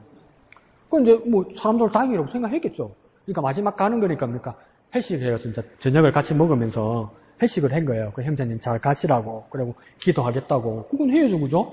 기도하면서 이제 이병희 교수님이 그렇게 얘기한 거예요. 형제님 우리 교회를 위해서 그렇게 한 주도 빠지지 않고 충성해서 고맙다고. 그러면서 이제 아무 생각 없이 목사님이 된 거예요. 정말 그렇게 한 주도 빠짐없이 충성하는데 여기 중에 우리 형제님처럼 한 주도 빠지지 않고 이렇게 충성하고 성가대 출석했던 사람은 이 형제 한 사람밖에 없어. 다른 사람은 자기 내키는 대로 자기 컨디션에 따라 들어왔다 나갔다 이랬단 말이에요. 성가대. 근데 이 형제는 어떤 상황 어떤 조건에서도 뭡니까? 단 하루도 빠지지 않는 거. 근데 우리가 겉으로 볼 때는 숨이 터지지. 우당탕탕탕탕탕탕 하면서 들어오니까. 근데 우당탕탕탕 하면서 들어오면서 단 한 번도 성가대 연습하는데 한 번도 빠진 적 없다. 충성이 진짜 뭐냔 말이에요. 충성이. 잘하는 게 충성인가? 잘하는 사람이 열심히 하면 충성이죠. 그렇지 뭡니까? 교회는 잘하는 것보다 더 중요한 건 뭡니까? 충성입니다. 충성. 뭔 얘기라도 이랬을까? 자, 140페이지 밑에 단락 보면 뭡니까? 그녀는 12제자도 보지 못할, 막달라 마리아 이야기하다 그랬네요. 그죠? 막달라 마리아가 푸대접을 받았지만 예수님의 배열을 처음 발견한 사람이고 예수님의 부활을 처음 전파한 사람이다. 어느 제자들도 그렇게 하지 못했다. 막달라 마리아 이야기를 듣고 전했습니다. 자, 맨 밑에서 세 번째 줄 나오네요. 그죠? 자신이 7 귀신 들렸다가 고침을 받은 은혜도 잊지 않았기 때문입니다. 은혜를 잊지 않았다는 거예요. 내가 누구한테 들었지? 우리 목사님한테 들었나? 너무나 익숙하면, 교회 다니기 너무 익숙하면 우리에게 가장 큰 취약점은 뭡니까? 그때 큰 은혜 받았던 게 잊어버리죠. 또 당연하게 생각하고 뭡니까? 우리가 오히려 텃세를 부리기 시작하죠. 뭘 잃게 되는 겁니까? 믿음과 충성을 잃게 되는 겁니다. 근데 막달라 마리아는 뭡니까? 그 고침받은 은혜를 잊지 않았기 때문에. 이거요. 내가 현장에서 볼 때 이런 것들을 몇 번 봤거든요. 그러니까 뭡니까? 모든 질병이 그런 건 아니지만 어떤 질병 같은 경우는 진짜 귀신이 그 사람을 괴롭힐 때도 있단 말이에요. 근데 막 어떤 집회나 자기 교회 부흥회에 있을 때 어떤 집사님이 그 귀신의 괴롭힘을 받았던가 봐요. 그러니까 이제 강사님이 기도를 해줘서 귀신을 쫓아냈어요. 그래서 이제 건강해졌어요. 몸도 마음도 건강해졌어요. 근데 그 다음 어떤 문제가 생긴 줄 압니까? 건강해졌잖아요. 그 다음 주부터 교회를 못 와. 왜요? 모든 교인들이 이제 그렇게 안다고 생각하는 거죠. 나는 이전에 귀신 들린 미친년이었다. 그 인식 때문에. 네. 그러니까 막달라 마리아를 한번 적용해 봅시다. 막달라 마리아 입장이면 7 귀신 들렸다가 예수님께서 쫓아내셔서 귀신이 나갔습니다. 건강해졌습니다. 여러분이 막달라 마리아면 어떤 소원이 있을까요? 그 사건에 대해서 아무도 몰랐으면 좋겠지. 다 잊어버렸으면 좋겠잖아. 근데 마리아는 거꾸로 어떻게 합니까? 그 은혜를 잊지 않습니다. 그래야 자기가 충성할 수 있다고 믿었어요. 엄청나죠? 거꾸로 생각하죠? 이처럼 충성은 가치를 알고 은혜를 잊지 않는 자만이 할 수 있습니다. 또 뭐죠? 가치와 은혜. 가치와 은혜를 다르게 알고 있었다고요. 그래서 이 가치와 은혜에 대해서 투자한다는 겁니다. 오른쪽 갑시다. 룻이 나오죠. 그죠? 룻도 그럽니다. 모압 여인으로서 이스라엘 이민 온 집안에서 시집을 가지만 얼마 되지 않아 시아버지 죽고 남편 죽고 도련님도 죽고 그 밑에 줄에 가니까 뭡니까? 동서는 도망가고 그러면 나한테는 뭡니까? 재혼할 수 있는 어떤 모든 환경이 됐고 시어머니 나오미도 어떻게 했습니까? 니네 신들에게 니네 나라로 가고 니 팔자 고치라고 그랬는데 나오미는 뭐라고 이야기합니까? 믿음의 가치를 알고 은혜를 잊지 않았기 때문에 떠나지 않았대요. 그게 가운데 단락에 보면 룻기 1장 16절에서 17절에서 따옴표 보입니까? 룻이 이르되 보입니까? 가운데? 따옴표? 찾았나요? 네. 읽어볼까요? 시작. 룻이 이르되 내게 어머니를 떠나며 어머니를 따르지 말고 돌아가라 강권하지 마옵소서. 어머니께서 가시는 곳에 나도 가고 어머니께서 머무시는 곳에 나도 머물겠나이다. 어머니의 백성이 나의 백성이 되고 어머니의 하나님이 나의 하나님이 되시리니 어머니께서 죽으시는 곳에 나도 죽어 거기에 묻힐 것이다. 이걸 전문용어로 뭐랍니까? 뼈를 묻는다. 뼈를 묻는다. 나는 그랬어요. 어머니 백성이 나의 백성이 되고 어머니 하나님이 나의 하나님이 된다. 이 가치와 은혜를 룻이 깨달았다는 거죠. 그래서 그 밑에 줄에 충성은 무엇이냐? 다시 한번 반복하죠. 자기 일의 가치를 알고 받은 은혜를 기억하는 자다. 가치와 은혜가 다시 한번 나오죠. 그죠? 그래서 그 가능한 거룩한 열매입니다. 이건 앞에 보았던 중심구절 한 번 더 나오는 거죠. 얼음 냉수와 같아서 마음을 시원하게 합니다. 시원하게 한다는 거죠. 근데 우리는 하나님 앞에서 어떻습니까? 나는 니만 보면 답답하다. 나는 니만 보면 열이 차있어 못 살겠다. 그러면 불충성한 사람이죠. 근데 니만 보면 뭡니까? 시원하다 정도가 아니라 우리말로 뭡니까? 시원하다. 니만 보면 시원하다. 시원하다. 우리 주임님이 사준 것처럼 시원하다. 마시면 뭡니까? 이금지 쓰면 아이고 이거 시비는 나 같으면 마시면 뭡니까? 머리가 띵하다. 너무 많이 마셨다. 막 이 정도랍니까? 시원하다. 목사님 전에도 그때 한번 말씀하셨죠. 목사님이 아는 친구 목사님 같은 경우에 목사님이 정말 노력하시고 정말 애를 쓰시고 모든 프로그램을 다 준비해놓고 막 교인들을 독려하는데 말을 안 들어. 안 해. 이렇게 하자 해도 안 해. 저렇게 하자도 안 해. 이래 해보자 해도 뭡니까? 서 있으면 목사님 혼자 서 있어. 아무도 없어. 아무래도 안 돼. 근데 그 목사님 교회에 다른 교회에서 온 어느 집사님 부부가 왔는데 그냥 평신도로 왔는데 목사님이 그냥 이렇게 하자고 그러니까 그 평신도 집사님 부부가 뭐냐면 우리 하시도 이거 해보시도 집사님 주인님 막입니까? 하시도 놀면 막입니까? 하시도 이러니까 뭡니까? 충성된 집사 두 부부 가지고 이 교회가 확 일어서더라는 거예요. 그러면 목사님이 그러니까 처음에 막 프로그램 짜놓고 준비해놓고 모든 행사 순서를 준비해놓고 막 기도하고 울며불면서 주님 도와주십시오. 주님 일을 준비했습니다. 그러면서 여러분에게도 하십시오. 이러면서 광고 시간에 실컷 이야기하고 이제 예배를 끝나고 식사하시고 우리 모여서 합시다. 이러면 뭡니까? 근데 뭡니까? 밥만 먹고 가지요. 다 깎이는 기라. 그러면 뭡니까? 집사님 왜 가셨어요? 뭐가요? 광고 시간에 말씀드렸잖아요. 언제 광고했어요? 자꾸 또 이러잖아. 미치지. 그런데 뭡니까? 그 집사님 부부가 와가지고 그 충성난 두 부부 와가지고 뭡니까? 문을 딱 찍으면서 밥 먹고 나서 어디 가는데요? 집에 와 가는데요? 목사님이 예배하자고 그랬잖아요. 목사님 말씀 보자고 그랬잖아요. 목사님이 교육받자고 그랬잖아요. 우리 합시다. 그 두 사람이 뭐가 되는 겁니까? 목사님에게 마음을 시원하게 하는 사람이란 말이에요. 우리 동네 말로 뭡니까? 쏘하게 하는 사람 말이에요. 그 사람이 어떤 사람입니까? 충성된 사람이에요. 자, 맨 마지막 장 142페이지요. 닿는 말이죠. 이렇게 자기 일에 대하여 스스로 매기는 가치 점수는 충성을 지속하게 하는 매우 중요한 동기입니다. 이걸 뭐냐면 그 가치를 알게 되면 충성할 수 있단 말입니다. 가치를 깨달아야 충성할 수 있다. 그래서 그 다음 게다가 자신의 은혜를 잊지 않는 것. 두 자로 바꾸면 뭡니까? 기억하는 것. 진짜 놀랍죠? 막다른 말이야는 거꾸로운 거예요. 자기 부끄러운 걸 뭡니까? 숨기려고 하지 않는 거예요. 자기 이전에 그 부끄러웠던 그 이력을 뭡니까? 절대 잊지 않으려고 이야기하는 거예요. 이거 주님께서, 그래서 뭡니까? 바울도 뭐랍니까? 누구든지 나를 괴롭게 하지 말라. 나는 예수의 흔적을 가졌노라. 이러잖아요. 스티그마, 이렇게 이야기하거든요. 그 스티그마를 다르게 말하면 뭐냐면 흉터입니다. 흉터. 낫긴 나았는데 뭡니까? 흉터입니다. 흉터.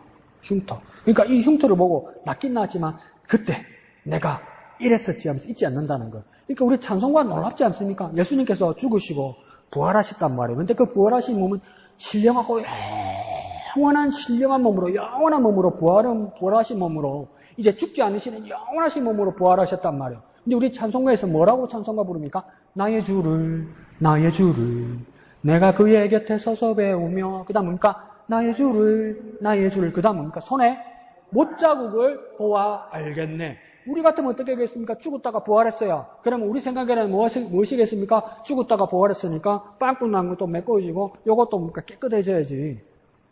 그렇지 않아요? 근데 주님은 신령하고 영원하신 몸으로 다시 사셨는데 어떡합니까? 흉터 정도가 아니라 구멍난 자국 그대로 가지고 계시다는 거예요. 뭐라고? 우리 친구가 있으면 말해줄긴데. 새끼, 니 보여주려고, 임마. 니 때문에 그랬다고, 니 때문에. 이 깨끗하게 흔적도 없이 하면 이런 우리 뭐라고 했습니까? 언제? 또 이럴 거 아니야. 내가 널 위해 죽고, 내가 널 위해, 고통받고, 창 맞고, 못 받았다 그러면 뭡니까? 언제? 어디? 그러고 남을 인간들 아니에요, 우리가. 근데 주님은 그러니까 신령한 마음으로 부활하시는데도 그러니까 손에 못자국과 장자국 그대로 가지고 계시다고 이야기하는 거예요. 그것을 뭡니까? 잊지 않아야 된다는 우리가. 잊지 않아야 된다. 기억해야 된다. 우리에게도 스티그마. 그러니까 바울은 어디에 있답니까? 내 몸에 그리스도의 흔적을 가졌다. 그 흉터가 내게 있다는 거. 그러니까 그 아픔과 영광을 같이 가지고 있다는 거예요, 바울은. 주님이 나를 위해 죽으시고 고통받으셨던 일에서 그 아픈 마음과 감사함이 같이 있다는 거예요. 그래서 뭡니까? 그 흔적을 가졌다. 스티그마, 그 흉터, 흔적을 가졌다. 이렇게 말하는 거죠. 그래서 쓰러졌을 때, 가운데 보면 쓰러졌을 때, 힘들었을, 시험 들었을 때, 고난을 겪을 때, 약해졌을 때, 상처 받을 때도 무엇입니까? 그 은혜가 나를 일으킵니다. 그러니까 이미 우리는 쓰러질라 할 때가 아니고 이미 쓰러졌어요. 시험에 들락말랑이 아니라 들었어요. 고난 한가운데 있어요. 강한 것이 아니라 약해졌어요. 벌써 상처받아서 다쳤어요. 그런데 뭡니까? 은혜가 나를 일으킨다는 겁니까? 다시 회복하게 하신단 말이에요. 내가 비록 쓰러졌을지라도, 내가 비록 실패했을지라도, 내가 비록 좌절했을지라도 그냥 그대로 그냥 내버려 두는 것이 아니라 다시 나를 일으키신단 말이에요. 다시. 이 일으킨다는 뜻이 뭐냐면 여러 가지 뜻이 있지만 아람으로는 소녀에게 예수님 뭐라 했습니까? 달리다구 이렇게 얘기했죠. 그 나인산 가부나 나사로에게는 뭐라고 예수님 말씀하시냐면 에게이로 이렇게 얘기했어요. 이거 뭐냐면 다 일어나라는 뜻이거든요. 어디에서 일어나라는 겁니까? 일어나라 한 상대들이 다 누구입니까? 숨쉬고 있었나요? 다 죽었어요. 죽은 중도가 아니라 시체가 되고 썩은 냄새가 난단 말이에요. 죽은 자에게 주를 부르셨단 말이에요. 다시 이렇게 말씀하신단 말이에요. 다시 주님 앞에 나와서 충성된 여러분이 되셔야 된단 말입니까? 그 은혜와 가치가 그렇게 한단 말이에요. 맨 밑에 줄에 그 은혜만큼 가치 있는 것도 없기 때문입니다. 그러니까 그 은혜에 우리가 어떻게 해야 됩니까? 반응해야 돼요. 반응해야 되는 거예요. 그 반응한다 말할 때 뭐라고 얘기하냐면 리액션 한다 그래요. 여기서도 뭡니까? 그 가치를 기억한다 그럴 때는 뭐냐면 remember 이렇게 얘기해요. remember, R-E 써서 remember. 그 다음 뭡니까? 반응한다 할 때도 reaction이래요. 두 개서 R-E 두 개 다 쓰죠. 이 R-E, 리가 뭐냐면 다시 힘을 주신단 말이에요. 다시 회복해 하신단 말이에요. 뭡니까? 그 가치를 알고 그것을 기억하고 다시 회복되어서 주님께 충성하는 저와 여러분 되시기를 예수님 이름으로 축원드립니다. 다 같이 기도하실 때 저 미영이 함께하는 기도 1번 한번 해볼까요? 2번 다 같이요. 맡은 일에 충성하여 맡기신 이의 마음을 시원하게 하는 성도가 되게 하소서. 다 같이 기도할 때 주님의 은혜와 가치로 다시 일어서고 다시 충성하는 우리가 되게 하여 주옵소서. 주님의 마음을 시원하게 해드리는 우리가 되게 하여 주옵소서. 다 같이 기도하겠습니다. 거룩하신 아버지 하나님 은혜를 감사합니다.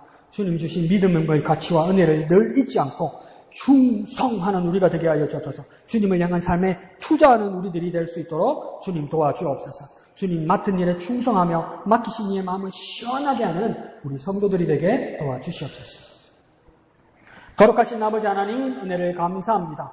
충성된 우리 일꾼들이 되게 하여 주옵소서. 정말 막막하고 답답하고 주님의 마음이 뜨거울 때 우리 그 주님의 마음을 시원하게 해드릴 수 있는 충성된 일꾼이 되게 하여 주옵소서. 주님이 베푸신 가치와 그 은혜를 알고 그 주님 앞에 우리가 헌신하고 투자하는 참된 충성된 일꾼이 되게 주님 도와주시옵소서. 목양교회를 위하여 헌신하는 모든 자들을 축복하시고 또한 또 섬김으로 또한 식탁을 섬김으로 충성하는 두 집사님들에게 은혜를 베풀어 주시고 또한 우리 교인들과 같이 음료를 나눌 수 있도록 제공한 우리 또 형제님께도 축복하여 주시고 그 일이 주님의 마음까지 다 충성된 일꾼이 될 수 있도록 주님께서 충성된 그 사역들로 일들로 기억하여 주시고 은혜 베푸시고 크신 은혜 내려 주시옵소서. 모든 것을 감사드리며 거룩하신 예수님의 이름으로 기도합니다. 아멘. 하늘에 계신 우리 아버지의 이름을 거룩하게 하시며 아버지의 나라가 오게 하시며 아버지의 뜻이 하늘에서와 같이 땅에서도 이루어지게 하소서. 오늘 우리에게 일용할 양식을 주시고 우리가 우리에게 잘못한 사람을 용서하여 준 것 같이 우리 죄를 용서하여 주시고 우리를 시험에 빠지지 않게 하시고 악에서 구하소서. 나라와 권능과 영광이 영원히 아버지의 것입니다. 아멘. 주님 감사합니다.